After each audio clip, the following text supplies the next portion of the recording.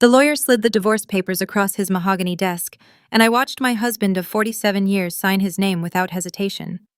Robert didn't even look at me. His hand was steady, confident, like he'd been practicing this moment in his mind for months. Maybe he had been. "You're holding me back, Claire." He'd told me 3 weeks earlier, standing in our kitchen with his suitcase already packed. I deserve to feel alive again. I'm Claire Patterson, and I'm 72 years old. For 47 years, I believed in forever. I raised 3 children, supported my husband through 2 failed businesses and a bankruptcy, and turned our house into a home that friends called a sanctuary. And on a Tuesday morning in April, he walked out to move in with Amber, a 39-year-old yoga instructor he'd met at the community center. Before I tell you what happened next, I want to know, where are you watching this from? Drop your city and state in the comments. I've learned that women like us, we're everywhere. And our stories matter more than anyone wants to admit. Robert and I met in 1976 at a county fair in Vermont. I was 25, teaching elementary school, and he was 28, working construction with dreams of starting his own company. He had this laugh that made everyone around him smile, and when he asked me to dance, I felt like the luckiest woman alive. We married 6 months later in a small chapel with wildflowers and 20 guests. My mother pulled me aside before the ceremony and whispered, "Marriage is work, Claire. Some days you'll have to love him on purpose." I nodded, thinking I understood. I had no idea how prophetic those words would become. The first 20 years were good. We had Sarah in 1978, then the twins, Michael and Jennifer, in 1982. Robert's construction company grew slowly but steadily. We bought a beautiful old Victorian house on the outskirts of Burlington that needed extensive work. Robert promised we'd renovate it together, make it our forever home. Life happened the way it does. The kids needed braces and college funds. Robert's company hit rough patches during the recession. His first business partner embezzled money, and we nearly lost everything in 2009. I went back to teaching full-time to keep us afloat. The house renovations got pushed back year after year. "We'll do it when things settle down," Robert would say, and I believed him. By the time we retired, me at 68, him at 70, our children had their own lives across the country. Sarah was a doctor in Seattle, Michael an engineer in Texas, Jennifer a lawyer in North Carolina. They visited for holidays, called on Sundays, but our daily life was just the two of us, in that beautiful, crumbling Victorian. I suggested we finally tackle the renovations. Robert said he was too tired, that he'd spent his whole life working on other people's houses and couldn't face working on his own. So we lived with the outdated kitchen, the drafty windows, the bathroom that hadn't been updated since 1985. Then last year, Robert started going to the community center for fitness classes. He lost 20 pounds, bought new clothes, started using cologne again. I thought he was finally taking care of himself. I encouraged it. God, I was naive. The signs were there, bright as neon, but I explained them away like I'd been trained to do for nearly 5 decades. When Robert started coming home later from his classes, I told myself he'd made friends. When he password protected his phone for the first time in our marriage, I convinced myself he was protecting our banking information. When he stopped reaching for my hand during our evening walks, I blamed it on arthritis. Denial is a powerful drug, and I'd been taking it in heavy doses. The truth arrived on a cold March morning when our neighbor, Patricia, knocked on my door. She stood on the porch wringing her hands, clearly uncomfortable, and asked if we could talk inside. Over coffee at my kitchen table, she told me she'd seen Robert at a restaurant 2 towns over, holding hands with a much younger woman across an intimate corner table. "I'm so sorry, Claire," Patricia said, tears in her eyes. "I debated telling you, but if it were me, I'd want to know." I thanked her calmly, walked her to the door, and then stood in my hallway for 20 minutes trying to remember how to breathe. The woman I'd seen in the mirror that morning, silver hair, laugh lines, comfortable in her own skin, suddenly felt like a stranger. Who was I if not Robert's wife? I didn't confront him immediately. Instead, I did what any modern woman would do. I checked the cell phone bill online. There was one number he'd called or texted over 300 times in the past month. I reverse searched it. Amber Mitchell, age 39, yoga instructor and wellness coach, according to her extensive social media presence. Her photos showed a woman with long blonde hair, perfect teeth, and an array of impossible yoga poses on beaches and mountaintops. Her bio said she believed in living authentically and embracing transformation. I sat at my computer for hours scrolling through her life, comparing it to mine. She had inspirational quotes overlaid on sunset photos. I had recipes clipped from newspapers and family photos in actual albums. When Robert came home that evening, I was sitting in the living room with the lights off. "We need to talk," I said. I'll never forget the look on his face. Not guilt, not shame, but relief. He'd been waiting for this conversation, maybe even hoping for it. He sat down across from me and didn't even try to deny it. "Her name is Amber," he said, as if I'd asked. "I met her 4 months ago. Claire, I haven't felt this alive in decades." 47 years, I said quietly. "We've been married for 47 years, Robert." "Exactly." He leaned forward, and I could see he genuinely believed what he was about to say. "Claire, we got married so young. We've spent our entire adult lives being parents, being responsible, being old. Amber makes me feel young again. She sees me as I really am, not as some retired old man waiting to die." "I'm 72 years old," I told him. "What do you think you are?" He flinched, and I saw the anger flash across his face. "That's exactly the problem," Robert said, standing up abruptly. "You've accepted being old. You've given up. Every conversation is about doctor's appointments and what the kids are doing and when we should replace the water heater. When did you stop wanting more from life?" I stood up too, my hands shaking. "I wanted to renovate this house. I wanted to travel. I suggested Italy last year, and you said we couldn't afford it. I asked you to take dancing lessons with me, and you said your knees hurt. Don't you dare act like I'm the one who stopped living." Because all of those things felt like obligations. His voice rose for the first time. "Amber doesn't need anything from me. She just wants to enjoy life. We go hiking, we try new restaurants, we talk about philosophy and meaning. When was the last time we talked about anything meaningful, Claire? We talk every day. About nothing. About routine. About getting old together like it's something to celebrate." He ran his hand through his silver hair I used to cut for him in our bathroom. "I don't want to just wait around to die. I want to feel alive while I still can. So this is my fault?" I could feel tears threatening, but I refused to let them fall. "I made you feel old by being old?" "You're not listening." He grabbed his jacket from the chair. "I'm not doing this tonight. I need space to think." He didn't come home that night, or the next.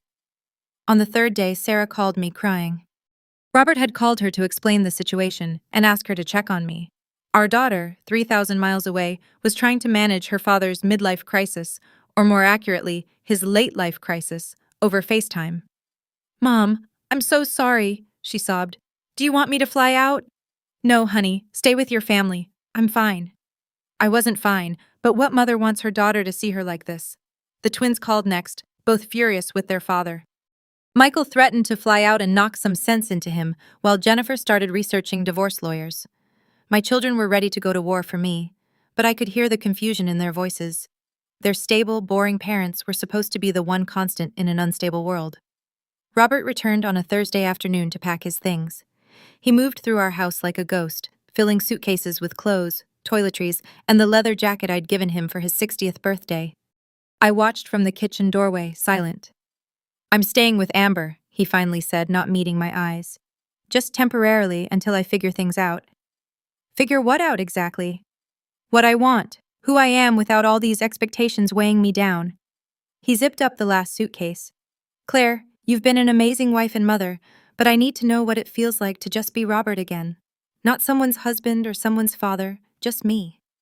"You're 72 years old," I repeated. "How long do you think Amber will want just Robert when reality sets in?" Robert's jaw tightened. "She's not like that. Amber sees beyond age. She practices mindfulness and acceptance. She believes people can change at any stage of life." "She's 39 years old," I said flatly. "She doesn't know what 72 means yet. Wait until you need help getting up from her floor after one of those yoga sessions. Wait until your medications start piling up on her bathroom counter. Wait until stop." He held up his hand. "This is exactly why I need to leave. You've already written the ending. You see me as old and declining and ready for the nursing home. Amber sees possibility. I see reality, Robert. I see 47 years of partnership that you're throwing away because some young woman makes you feel special." My voice cracked despite my best efforts. "I made you feel special once too. Or did you forget?" For just a moment, something flickered in his eyes. Doubt, maybe, or regret. But then he picked up his suitcases and walked toward the door. I'm sorry, Claire, I really am, but I can't stay in this life anymore. It's suffocating me. The door closed behind him, and I stood in the sudden silence of our house. Not our house anymore. My house. The Victorian we'd bought with such hope and plans now felt enormous and empty, each room echoing with memories of a life I'd thought was solid.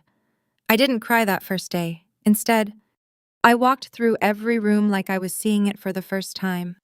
The living room where we taught our children to walk. The kitchen where I'd made thousands of meals. The bedroom where we'd shared 47 years of nights. The bathroom with the avocado green fixtures from 1985 that we'd never gotten around to replacing. That's when something unexpected happened. Standing in that outdated bathroom, I didn't see a monument to our failures. I saw potential. I saw what the house could be. The next morning, I called our daughter, Jennifer the lawyer. I need you to recommend the best divorce attorney you know, I told her. And I need someone who specializes in property division. Mom, are you sure? Jennifer's voice was careful. Maybe Dad just needs time to. Your father made his choice. Now I'm making mine. I hired Marcus Chen, a divorce attorney with a reputation for protecting his clients' interests without mercy. During our first meeting in his downtown office, he reviewed our financial situation with his reading glasses perched on his nose. You've been married 47 years, he said. In Vermont, that means you're entitled to half of everything. His pension, his social security, the house, savings, all of it. But given that the house is your primary asset and he's chosen to leave, we can push for you to keep it entirely in exchange for a smaller share of his retirement accounts. I want the house, I said immediately. Marcus nodded. Then let's make that happen. Does he know what the house might be worth? I shook my head. We bought it for $75,000 in 1988. It needs so much work that I doubt he's thought about its value in years. Marcus smiled slightly. Has anyone done a current appraisal? No. Why would we? It's falling apart. He leaned back in his chair, steepling his fingers. Mrs. Patterson, Victorian homes in Vermont, particularly in established neighborhoods near Burlington, have become increasingly valuable. Even in disrepair, depending on the lot size and location, you might be sitting on something significant. Before we proceed with the divorce negotiations, I strongly suggest getting a professional appraisal. 3 days later, a real estate appraiser named Thomas walked through my house with a tablet and a measuring tape. He photographed every room, examined the foundation, and checked the original woodwork and architectural details that I'd stopped noticing decades ago. Mrs. Patterson, he said as he finished his inspection, do you realize what you have here? An outdated house that needs hundreds of thousands in repairs? Thomas laughed. You have a 3,200 square foot Victorian in original condition on a half-acre lot in one of Vermont's most desirable areas. The bones are excellent. Original hardwood floors, 10-foot ceilings, those built-in bookcases and window seats. Yes, it needs updating, but that's cosmetic. The structure is sound. He sent his appraisal 3 days later. In its current condition, the house was worth $425,000. Fully renovated to modern standards while preserving its historic character, it could sell for between $950,000 and $1.2 million. I read those numbers 5 times sitting alone at my kitchen table. That's when the plan began forming. Robert had made it clear he wanted a quick, clean divorce. Through Marcus, he offered me the house and a small portion of his pension in exchange for his freedom and most of his retirement accounts. He was so eager to finalize everything and move on with Amber that he didn't question the arrangement or ask for an updated appraisal. Marcus advised me to accept immediately before Robert had second thoughts. Are you sure about this? Marcus asked during our final meeting before the divorce was finalized. You're taking on a property that needs extensive work, and you're giving up guaranteed income from his retirement accounts. I'm sure, I said. The house is worth more than money to me. But that wasn't entirely true. The house was worth money, a lot of it potentially. And I had a plan. The divorce was finalized on a rainy Tuesday in May. Robert signed the papers without reading them carefully, eager to get back to Amber and his new life. I walked out of that lawyer's office as a divorced woman at 72 years old, single for the first time since I was 25. If you think you know where this story is going, here's where I need you to hit that subscribe button because what happened next surprised everyone, including me. This isn't just about a woman getting revenge. It's about a woman getting her life back. That evening, I stood in my living room now, and made a decision that would change everything. I pulled out a notebook and wrote at the top, House Renovation Plan. I had $47,000 in a savings account for my teaching pension that I'd kept separate from our joint accounts. It wasn't enough to renovate the entire house, but it was enough to start. The next morning, I called every contractor in the Burlington area until I found one willing to work with my budget and my timeline. His name was Luis Martinez, a renovation specialist in his 50s who'd built a reputation for transforming historic homes. He walked through my house the following Saturday, taking notes and occasionally whistling at what he found. "Mrs. Patterson, this house is a gem," he said in my kitchen, sketching rough plans on graph paper. "The good news is, the foundation, framing, and roof are all solid.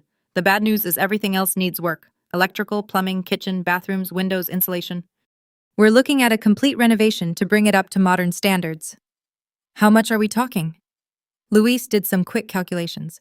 "Done right, preserving the historic details while modernizing everything else, you're looking at $200,000 to $250,000 minimum." My heart sank.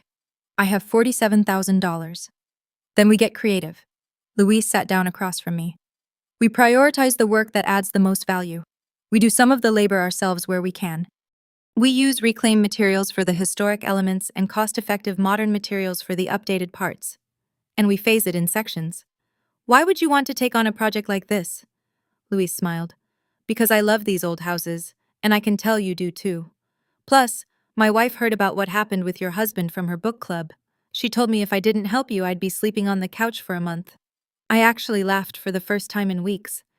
We started with the kitchen and main bathroom, the spaces that would make the biggest impact on resale value. Luis brought in his crew, and my quiet house suddenly filled with the sounds of demolition, power tools, and Spanish radio stations. I threw myself into the project, helping where I could, learning about tile work and cabinet installation and grout colors. My children called regularly, worried about me taking on such a massive project at my age. Sarah kept suggesting I just sell the house as is and move into something smaller, something more manageable. But they didn't understand. This wasn't about the house. This was about proving I was still capable of building something beautiful. Through Patricia, I heard occasional news about Robert and Amber. They'd gone to Costa Rica for 3 weeks. Amber had posted photos of them doing yoga on the beach at sunrise. Robert had shaved his beard and started wearing hemp necklaces. They attended sound bath meditation sessions and talked about conscious uncoupling from societal expectations. "He looks ridiculous," Patricia told me over coffee one morning, showing me Amber's Instagram feed. "He's trying so hard to be young that he just looks desperate." I glanced at the photos. Robert in linen pants and a tank top, his silver chest hair visible, posing next to Amber in her yoga gear, and felt nothing. Not anger, not jealousy, not even satisfaction. I was too busy choosing backsplash tiles for my new kitchen. The renovation took 7 months. 7 months of dust, decisions, and discoveries. We found original stained glass windows hidden behind drywall in the dining room. We uncovered hand-carved crown molding that had been painted over a dozen times. Beneath the terrible carpet in the master bedroom, we discovered pristine hardwood floors with an inlay pattern. "This house was telling you its story," Louise said as we carefully restored the dining room's original built-in china cabinet. "You just had to listen." I worked alongside the crew most days, learning skills I'd never imagined at my age. I learned to grout tile, to strip and refinish wood, to install drawer pulls. My hands developed calluses. My arms got stronger. I started waking up excited about what we'd accomplished that day, instead of dreading the empty house. The kitchen transformed first. We kept the original footprint but updated everything. White shaker cabinets, quartz countertops that looked like marble, a farmhouse sink, and new appliances. The old avocado bathroom became a spa-like retreat with subway tiles, a walk-in shower, and heated floors. Louise's wife, Maria, started stopping by with lunch for the crew, and soon she was bringing color swatches and decoration ideas. She had an eye for design that I lacked, and together we chose paint colors that made each room feel both historic and fresh. "You're blooming," Maria told me one afternoon as we debated between 2 shades of blue for the master bedroom. "I can see it happening." She was right. Something was happening to me that had nothing to do with the house and everything to do with it. I was remembering who I'd been before I became someone's wife, someone's mother. I was remembering the 25-year-old teacher who'd loved learning new things, who'd had opinions and dreams that weren't tied to anyone else's approval. By month 6, the house was nearly unrecognizable. The kitchen gleamed, the bathrooms sparkled. We'd refinished all the original hardwood floors, repaired the plaster walls, and installed new energy-efficient windows that looked like the originals. The exterior got a fresh coat of historically accurate paint, a beautiful sage green with cream trim that made the house look like something from a magazine. I hired a professional photographer to document the transformation. Walking through with him as he took photos, I felt overwhelming pride. This house had been a symbol of everything Robert and I had put off, everything we'd meant to do someday. Now it was complete, and I'd done it without him. "Mrs. Patterson," the photographer said as he packed up his equipment, "I've shot a lot of renovations, but this one is special. You can feel the love in every detail." That evening, I sat on my new back porch, another addition Louise had suggested, with a glass of wine and watched the sunset. My phone rang. It was Jennifer. "Mom, I found something interesting," she said without preamble. "I was researching property values in your area for a client, and houses like yours, fully renovated, they're selling for over $1 million. Some are going for 1.2 million or more." "I know," I said calmly. There was a pause. "You know? Mom, what are you planning?" "To sell it," I said. "I'm putting it on the market next week." The real estate agent I hired was a sharp woman in her 40s named Rebecca, who specialized in high-end historic properties. She walked through my house with her assistant, taking notes and photographs, occasionally pausing to admire a detail. "Mrs. Patterson, this is extraordinary work," she said in the living room, running her hand along the restored crown molding. "The way you've preserved the historic character while modernizing everything, it's exactly what buyers are looking for right now. I have 3 clients who've been waiting for a property like this." "What do you think it will sell for?" Rebecca consulted her tablet, comparing recent sales in the area. "Based on current market conditions and the quality of your renovation, I'd recommend listing it at $1.15 million. I think we'll get multiple offers, possibly above asking. I'd paid $75,000 for this house 36 years ago. I'd invested $47,000 of my own money and 7 months of my life into its renovation, and now it was worth over $1 million. Let's do it," I said. The listing went live on a Thursday morning. By Friday afternoon, Rebecca had scheduled 8 showings for the weekend. By Sunday evening, we had 5 offers, 3 of them above asking price. The highest was $1.25 million from a couple relocating from Boston who said they'd fallen in love the moment they walked through the door. "It feels like a home," the wife had told me during their showing, tears in her eyes. "Like it's been loved." "It has been," I told her. We accepted their offer. The closing was scheduled for 6 weeks later. That's when Robert called me for the first time since the divorce. "Claire, I heard you're selling the house," he said, his voice tight. "We need to talk." "The house is mine, Robert, legally. You signed away all rights to it." "I didn't know you were going to renovate and sell it for a fortune." His voice rose. "That's not fair, Claire. That was our house. We should split the profit." I actually laughed. "Fair? You want to talk about fair? You left me for a woman younger than our children. You told me I was holding you back. You couldn't wait to sign away the house because you thought it was worthless." "I made a mistake," he said, and for the first time I heard desperation in his voice. "Not about us. I mean about the house. I should have insisted on an appraisal. My lawyer says I might have grounds to reopen the property settlement." "Your lawyer is wrong," I said calmly. "We had a legal agreement that you signed. The house was appraised at the time of divorce and you accepted it. What I chose to do with my property afterward is none of your business. Claire, please, be reasonable. Amber and I are having some financial difficulties. She had to close her yoga studio. And I'm spending through my retirement faster than I expected. If you could just—" "No," I said simply. "No? Just like that? After 47 years of marriage, you won't even consider. After 47 years of marriage, you told me I was holding you back." I interrupted. "You left me for someone who made you feel young and alive. So go be young and alive, Robert. But don't come to me begging for money when reality catches up with your fantasy." There was a long silence. When Robert spoke again, his voice had changed, harder, uglier. "You've turned bitter, Claire. This isn't the woman I married." "You're right," I said. "The woman you married would have felt guilty. She would have wondered if she owed you something. She would have probably given you half the profit just to keep the peace." I paused, letting that sink in. But that woman doesn't exist anymore. You made sure of that when you walked out. I hung up before he could respond. 2 weeks later, Patricia came over with gossip she was bursting to share. Robert and Amber had broken up. Apparently, when Robert's money started running out, Amber had begun finding him less aligned with her energy. She'd met someone new at a meditation retreat, a divorced tech entrepreneur in his 50s with a house in Sedona. Robert's been calling around asking friends if he can stay with them, Patricia said, clearly enjoying the drama. He told everyone he made a terrible mistake and wants to reconcile with you. That's not going to happen, I said. Good. Patricia raised her coffee mug in a toast.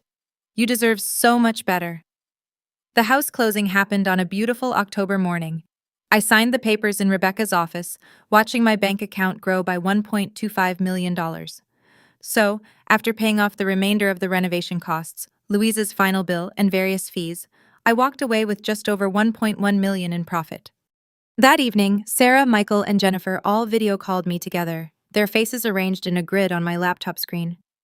Mom, we're so proud of you, Sarah said, wiping tears from her eyes. When Dad left, we were so worried about you. I was worried about me too, I admitted.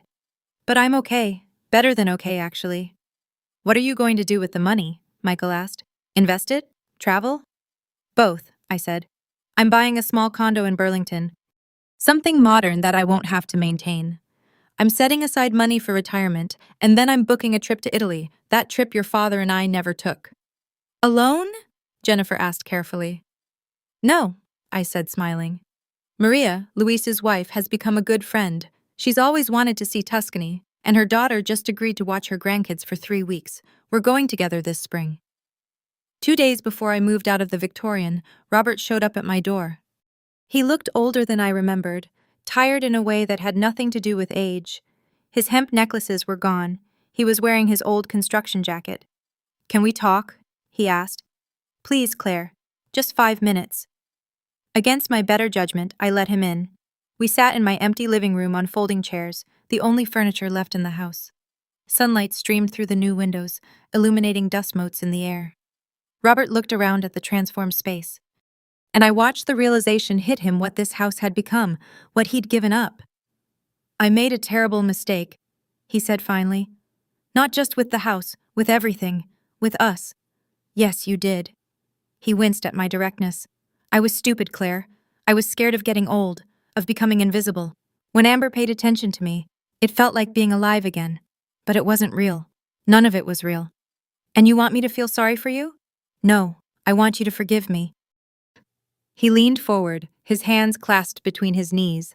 I want another chance. We can start over. You made all this money from the house. We could buy something together, somewhere warm, Florida, maybe. We could still have good years ahead of us. I looked at this man I'd spent 47 years with and felt nothing but pity. Robert, do you know what I realized while I was renovating this house? I realized I'd spent decades waiting for you to be ready to renovate, ready to travel, ready to really live our lives. And when you finally got ready, it was for someone else. I'm ready now, for us. But I'm not ready for you anymore. I stood up. I'm ready for me. For the first time in my adult life, I'm putting myself first, and that doesn't include a man who threw away our marriage because he was too cowardly to face growing old with dignity. Please, Claire, I still love you. No, you don't. You love the idea of security. You love having someone to take care of you now that your yoga instructor moved on, but you don't love me, not the way I deserve to be loved. I walked to the door and opened it. Goodbye, Robert. He stood, slowly, defeated. At the door, he turned back one more time. Will you at least think about it? No, I said gently. I won't. I watched him walk to his car, not the new sports car he'd bought with Amber, but his old pickup truck, and drive away. Then I closed the door on that chapter of my life. 3 months later, I'm writing this from my new condo in Burlington. It's modern, efficient, and completely mine. My children visit regularly now that I have guest rooms for them. Maria and I are planning our Italy trip for April. We're going to drink wine in Tuscany, see the art in Florence, and eat our way through Rome. I turned 73 last week. I'm single, financially secure, and happier than I've been in decades. Robert wanted to feel alive? He should have looked next to him. I was there all along, just waiting for permission to bloom. And in the end, I gave that permission to myself.